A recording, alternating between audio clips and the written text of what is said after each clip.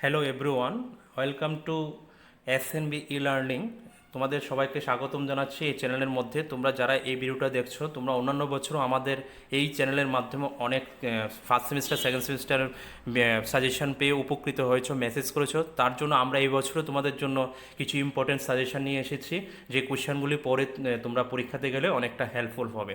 আর আজকে যেটা নিয়েছি সেটা হচ্ছে political science fourth semester political science 5 সাবজেক্টের কোন কোয়েশ্চেনগুলি তোমরা ভালো করে দেখবে, সেই কোয়েশ্চেনগুলি আজকে আমরা আলোচনা করব।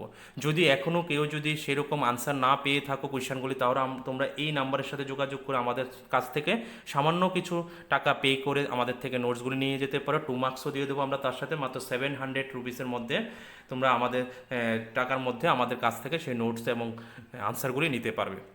তাহলে চলো দেরি না করে আমরা আলোচনা করে দিই যে তোমাদের ফোর্থ সেমিস্টারে কোন কোন কোয়েশ্চেনগুলো তোমরা ভালো করে নেবে। আমরা জানি 100% কমন পড়ার চান্সেস আছে আমাদের সাজেশন থেকে, তোমরা ভালো করে দেখে নিলেই চলবে এবং কম সংখ্যক কোয়েশ্চেন পড়লেই চলবে। সেখান থেকে তো ইউনিট 1 থেকে আমরা 3টে প্রশ্ন রেখেছি। সেটা প্রথমটা হচ্ছে discuss the British source constitution, British কনস্টিটিউশনের যে সোর্সেসটা, উৎপত্তিটা তোমাদের আলোচনা করতে হবে। 2 নম্বর রেখেছি discuss the power and position of the UK prime minister. UK prime মিনিস্টারের পাওয়ার, ক্ষমতা এবং অবস্থান বা ফাংশনও জিজ্ঞেস করতে পারে, সেগুলি ভালো করে দেখতে হবে।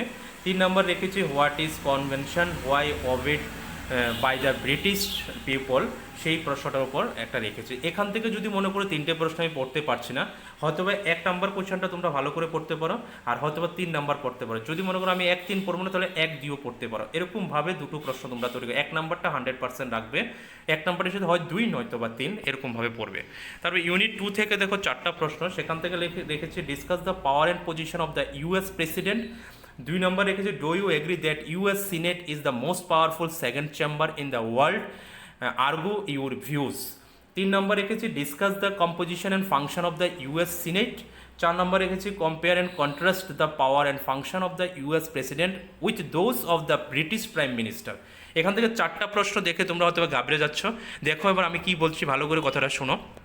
1 নম্বর প্রশ্নটা ভালো করে তৈরি করতে পারো, আর 2 আর 3 এই যে দুটো প্রশ্ন, এই দুটো প্রশ্ন কিন্তু আমাদের কাছে যারা পড়েছে বা আমরা যাদের নোটস দিয়েছি, তারা কিন্তু দুটো প্রশ্নের আনসার একটা প্রশ্নের আন্ডারে আছে।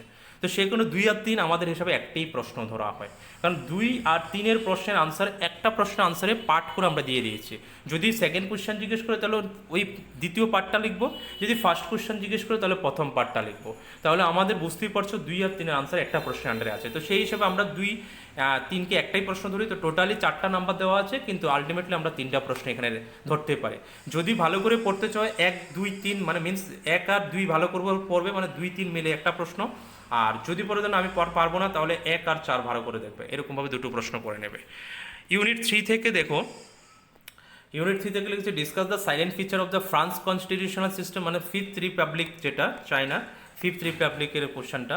তারপর 2 নম্বর রেখেছি discuss the composition and function of the France parliament. 3 নম্বর রেখেছি discuss the power and position of the France president. এই 3টে কোয়েশ্চেন থেকে আমি সাজেস্ট করব তোমাদের যে প্রথম 1 নম্বরটা 2 নম্বরটা পড়তে পারো, আর নয়তোবা আমি এখান থেকে দুটোই সাজেস্ট করবো। যদি না পারো তাহলে 1 আর 3 পড়তে পারো, 1-2 পড়াটাই বেস্ট।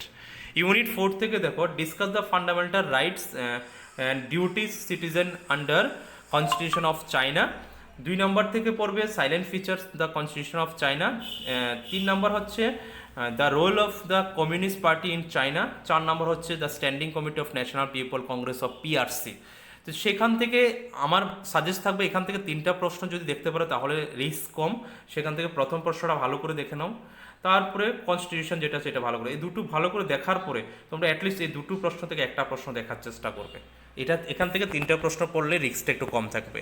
তাহলে এই হচ্ছে তোমাদের ফোর্থ সেমিস্টারের পলিটিক্যাল সায়েন্সের সাজেশন। তোমরা এই প্রশ্নগুলি ভালো করে তৈরি করে নেবে।